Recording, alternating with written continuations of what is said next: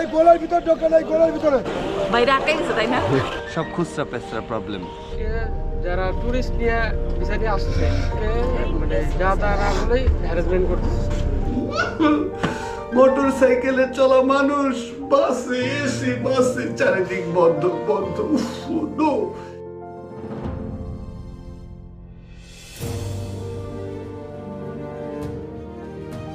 Hello বন্ধুরা, সবাইকে আসসালামু আলাইকুম। This is Sajjad Shishir, welcome to my channel ride with শিশির।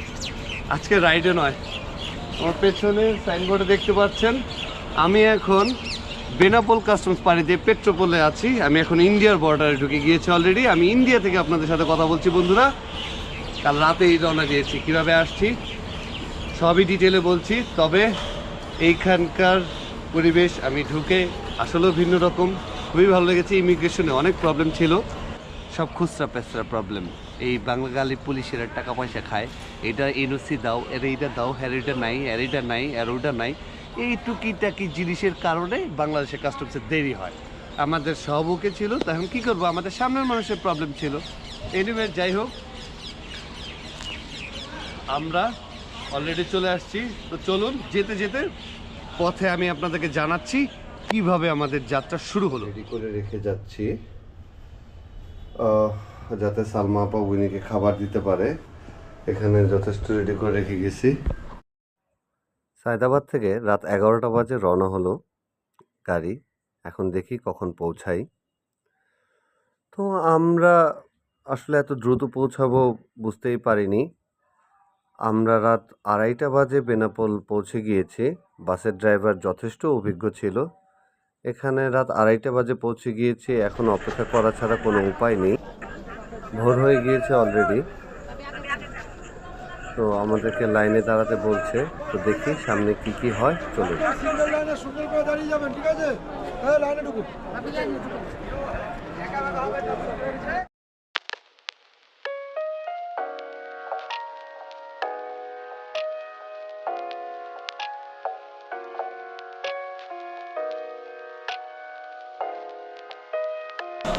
ভাই আমাদের ছবিটা পরে হাজির হয়ে যাবে। আচ্ছা, আমাদের সাথে আরো দুজন আছে, একটা কাপল। তো শিশিরের লেট হচ্ছিল, সো দ্যাট আমাকে বলছে, আপা পাইয়া গেছেন? জি ভাই পাইছি। বাইরে আটকে গেছে তাই না? আমি বলছি, না ভাই আসতেছে।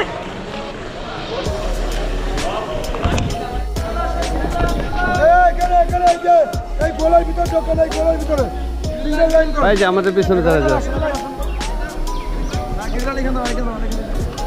একজনের প্রতি একজন। পাড়াবাড়ি করে না, কেউ পাড়াবাড়ি করে না, খালি সিঁড়ি যাবে, খালি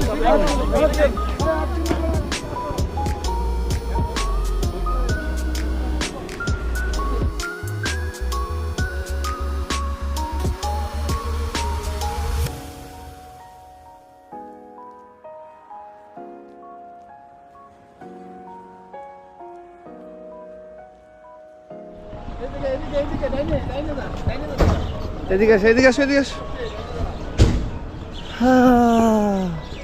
আমাদের বাসও চলে আসছে। হ্যাঁ,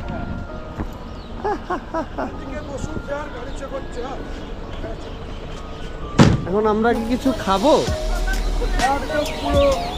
কলকাতা গিয়ে এখানে কিছু খাবো না? হ্যাঁ বলেন, কি আপনার? এখানে হচ্ছে গিয়ে যারা টুরিস্ট নিয়ে ভিসা নিয়ে আসছে ওদেরকে মানে যা তারা বলেই হ্যারাসমেন্ট করতেছে। যে বলতেছে এম্বাসি ফেসের কথা বলতেছে, যে টুরিস্ট ভিসা নিয়ে আসলে তো যেতে দেবো এম্বাসি ফেস করার কোনো প্রয়োজন নেই, না, আমি ঘুরতেই আসছি। তাই তো। ডলার এন্ডোজমেন্ট করছি ভিসা করার সময়।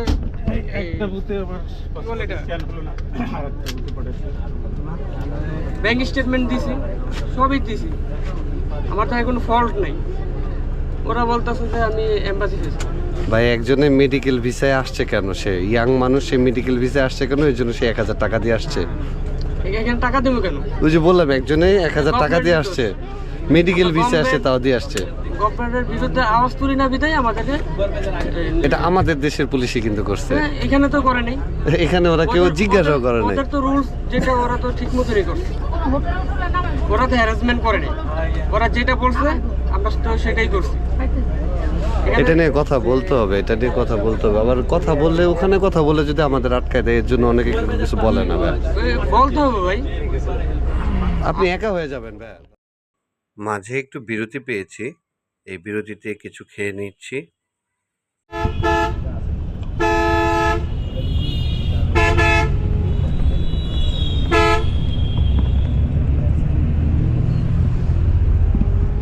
নিয়েছি এই রুমটা 3 স্টার হোটেল, 3 স্টার হোটেল। এই হচ্ছে কি হোটেলের রুম।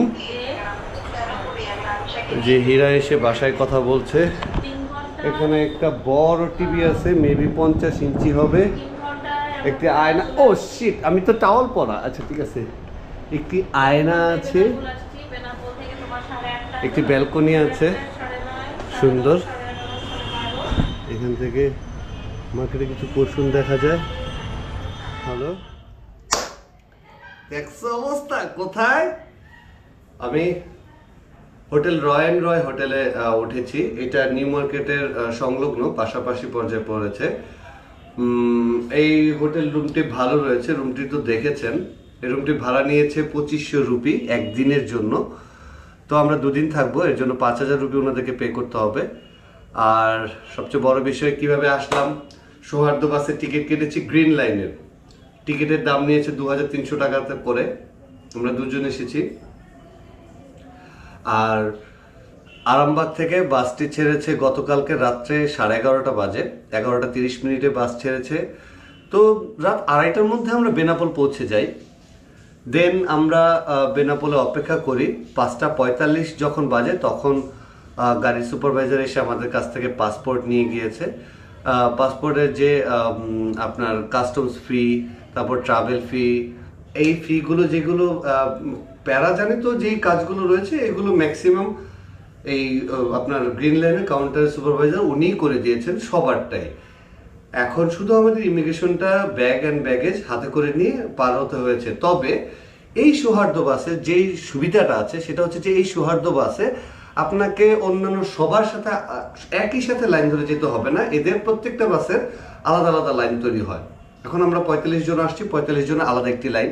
এরকমভাবে যে কয়টা বাসের যাত্রীরা ছিল সবাই আলাদা আলাদা লাইন করে। তো আমরা আলাদাভাবে লাইন করে আলাদাভাবে অনেকটা আগেই চলে এসেছি, তাও 2 ঘন্টা সময় লেগেছে। বাংলাদেশ কাস্টমসে প্রবলেম করে ওরা নানান ধরনের প্রবলেম করে, যেগুলো আসলে প্রবলেমের মধ্যে পড়েই না। এখন অফিসের এনওসি, আমি তো ভাগ্য ভালো, হীরাকে আগেই বলে রেখেছিলাম যে তোমার এনওসি চাইতে পারে যেহেতু তুমি সার্ভিস করো। তো হীরা তো নিয়ে আসছে, তো আল্লাহর রহমতে হীরার কোনো প্রবলেম হয়নি। হীরার কাছে এনওসি চাওয়া মাত্র ও দিয়ে দিয়েছে। যদিও এনওসি যেটা আমরা ভিসা অ্যাপ্লিকেশনের সাথে জমা দিয়েছিলাম ওইটা ডেট ছিল গত বছরের। তো এবার আসার সময় আবার একটা নতুন এনওসি এই ডেটের করে নিয়ে আসছি, কোনো প্রবলেম হয়নি। কিন্তু অন্যান্য অনেক মানুষের এনওসি নাই, তাদেরকে আটকে দিচ্ছে। যাদের ডলার এন্ডোজ করা নেই পাসপোর্টে তাদেরকে আটকে দিচ্ছে। তো আপনারা যারা অবশ্যই ইন্ডিয়া, কলকাতা কিংবা দেশের যেখানে যান না কেন, আপনারা পাসপোর্টের কিংবা ইমিগ্রেশনের এই রিলেটেড যে কাজগুলো আছে সকল ইনফরমেশন কালেক্ট করে আপনারা কিন্তু অবশ্যই এগুলো সলভ করেই আসবেন, নয়তো আপনাকে হ্যারাসের শিকার হইতে হবে। এখন যাদের এনওসি দিতে পারে না কিংবা যাদের ডলার এন্ডোজ নেই তাদেরকে ফেরত পাঠিয়ে দিয়েছে? নো, তাদের কাছ থেকে 1000, 2000, 3000 যার কাছ থেকে যেরকম পেরেছে সেরকম ইলিগাল মানি তারা নিয়েছে। এটা শুধুমাত্র বাংলাদেশ পুলিশ করেছে। বাংলাদেশ পুলিশের ইমিগ্রেশনে যেখানে আমাদের সময় লেগেছে মোটামুটি ভালোই, আপনার 45 মিনিট, শুধু ওই একটুখানি জায়গার মধ্যে পাসপোর্ট একটা সিল দেবে, ছবি দেখবে, এতটুকু জায়গাতেই ওরা আমাদের প্রায় 45 মিনিট খেয়ে দিয়েছে। কিন্তু আমি যখন এপারে আসলাম, ইন্ডিয়ান যারা ইমিগ্রেশন অফিসার তাদের কাছে সুন্দরভাবে লাইন মতো তাদের কাছে গেলাম, পাসপোর্টটা নিল, ওরা বললো ক্যামেরার দিকে তাকান। তো আমি স্মাইলের সাথে ক্যামেরা দিয়ে তাকাইছি, ফটো তুলছে, ওনারা পাসপোর্টটা দেখলো, সিল দিল, ওকে থ্যাংক ইউ, শেষ। কই 45 মিনিট, কই অনলি 5 মিনিটস, আর কি টোটালটাই। এখন এই 45 মিনিটসে কিন্তু আপনি না, আপনাকে মাঝপথে নোম্যান্স ল্যান্ডে সেখানে ওয়েট করতে হবে। ওখানে এখন এমনি যারা নর্মালি আসে, ভেঙে ভেঙে আসে, তাদের লাইন আলাদা। আর আমরা যারা সৌহার্দ্য বাসে আসছি আমাদের লাইন আলাদা। তো সৌহার্দ্য বাসে আসার এই একটা সুবিধা আমি দেখতে পেলাম, যেটা আমার কাছে ব্যাপক ভালো লেগেছে, যে আপনাকে কাস্টমস ইমিগ্রেশনের অনেকগুলো হ্যাসেল আপনাকে নিতে হবে না। এখন আপনার ইমিগ্রেশন ফি দেওয়ার জন্য হলেও আপনাকে লাইনে দাঁড়াতে হবে, তারপর আপনাকে ট্রাভেল ট্যাক্স পে করতে হলেও লাইনে দাঁড়াতে হবে, সব কিছু আলাদা আলাদা লাইন, এগুলো ওনারা করে দেয়। তো আমাদের এখানে প্রয়োজন না। এখন এই ট্রাভেল ট্যাক্স 1000 টাকা করেছে, আর না আপনাকে ইমিগ্রেশন ফি 1000 টাকা করেছে, ট্রাভেল ট্যাক্স 100 টাকা না 54 টাকা করেছে। এখন 54 টাকা করেছে, এটা আমরা দিয়েছি 1150 টাকা। 100 টাকা এই সার্ভিস চার্জ বাসওয়ালারা ওনারা নিয়েছে, 100 টাকা নিয়েছে। এখন 100 টাকা নিয়ে আমাকে যদি 3 ঘন্টার কষ্ট লাঘব করে দেয় ওনারা, তাহলে আমার তো আর ক্ষতি হয়নি, আমি বরঞ্চ লাভবান হয়েছে। হ্যাঁ, যাদের ফিনান্সিয়াল প্রবলেম তাদের কাছে অবশ্যই 100 টাকা অনেক মূল্যবান, তো তারা ওভাবে না গেলেও পারে, তারা নর্মালি আসবে। কিন্তু আমি একটু আর্লি পৌঁছাতে চেয়েছি, এবং আমাদের গ্রিন লাইনের বাসের ড্রাইভার অনেক অভিজ্ঞ বাস ড্রাইভার ছিলেন, তিনি আমাদেরকে দুপুর 1:30টার মধ্যে নিউ মার্কেট এরিয়াতে মার্কোস স্ট্রিটে আমাদেরকে নামিয়ে দিয়েছেন। তো রুমে আসলাম, রুমটাও হোটেল ঠিক করছি। আমরা এখানে এসে আগে থেকে হোটেল ঠিক করে আসিনি কিংবা বুকিং দিয়ে আসিনি, এখানে এসে আমরা রুম বুক দিয়ে হোটেল ঠিক করে উঠলাম। এটা মোটামুটি 3 স্টার ক্যাটাগরির রুম বলা যায়, তবে 100% বলবো না। এখানে কমপ্লিমেন্টারি আপনাকে ব্রেকফাস্টও দেওয়া হবে, আর চা তো রয়েছে। তো আপনারা এই রয়্যাল রয় হোটেলে উঠতে পারেন। আমি আমার ভিডিওর ডিসক্রিপশন বক্সে এই হোটেলের ডিটেইল দিয়ে দেব, যাতে আপনাদের পেতে সুবিধা হয়। তো বন্ধু, ফ্রেশ হয়েছি, এখন নিচে যাব। হীরা বের হয়ে যাবে, হীরা ওয়াশরুমে আছে, এখন ফ্রেশ হচ্ছে। বের হলে আমরা নিচে যাব, কিছু খাবো, তারপর একটু ঘুরবো ফিরবো, তারপরে সে রুমে রেস্ট করবো। রেস্ট তো পুরো বাসেই করতে করতে আসছে, আর আমি বমি করতে করতে শেষ। এসি বাসে তো চলি না, মোটর সাইকেলে চলা লোক, মোটর সাইকেলে চলা মানুষ, বাসে এসি, বাসে চারিদিক বন্ধ বন্ধ। যাই হোক, ভালোভাবে পৌঁছেছি, বমি করেছি, কিন্তু ইটস ওকে, অসুবিধা নেই। শৈশবের গল্প মনে পড়ে গেছে, যখন মা বকতো, এই বমি করে না, বমি করে না। এই তো চলে আসছি বাজান, আরেকটু এরকম করতো, তো বমি করে চলে আসছি। এখন পৌঁছে গিয়েছি, অসুবিধা নেই। 2 দিন থাকবো, 2 দিনে কি হয় না হয় সব চলুন, আর নেক্সটে দেখা হবে। হাসি, চিংড়ি ভর্তা, ডাল। কেমন ছিল খাবার? না, ভালো। যে ধরনের কনফিউশন নিয়ে এসেছিল ওগুলো দূরেছে, যে ওই ধরনের রিটার্ন নাই না, আসে তো। আসে কোথায়? এই যে যেমন চিংড়ি ভর্তার মধ্যে কালি জিরা, ডালের মধ্যে বাদাম বাটা, পাঁচফোড়ন দেওয়া। মজা না? হ্যাঁ, খাওয়া যাচ্ছে, চলে। খাওয়া যাচ্ছে, চলো, মজা না? খাসি মিষ্টি। আমরা একটা হেভি খাসির মাংস খাইলাম। খাসির মাংসটা হেভি, কতটা যে খাসির মাংসটা এতটাই মিষ্টি বলে বুঝতে পারবো না। কলকাতা ফেমাস মার্কোস স্ট্রিটে আমরা লাঞ্চ করলাম, ভালোই খেলাম, তাই না? হ্যাঁ, আলহামদুলিল্লাহ ভালোই খেলাম। মাছটা একেবারে মিষ্টি ছিল, মরিচ সবাই খাই। अच्छा ठीक है, हम कॉल बैक कर रहे हैं भाई, बात कर रहे हैं।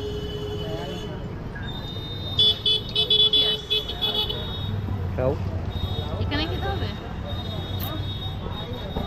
তো কি খাওয়া?